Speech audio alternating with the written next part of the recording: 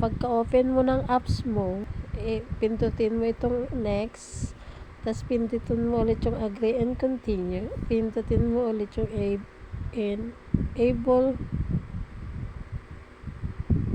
location.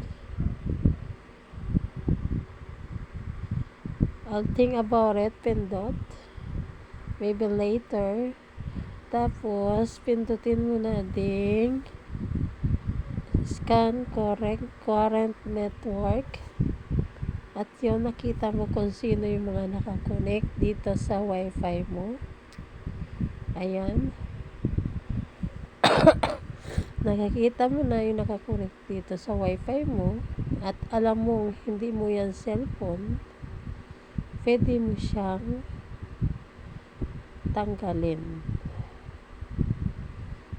Nakakonect dito sa wifi ko. Ito si Oppo, si Android, si Vivo, si Generic, si Realme C25. Akin yan. Yan yung, tas pindutin mo kung sino yung di nakakonect. Dito kanimo, tapos may, pag pindot mo, may makikita kang remove doon. If, kunwari, pindutin ko sa akin yan, Realme. Ngayon, di mo man alam kung ay ito yung gusto mong tanggalin. Pindutin mo si remove. Yan, si remove na din sa baba. Pindot mo, yun na yun.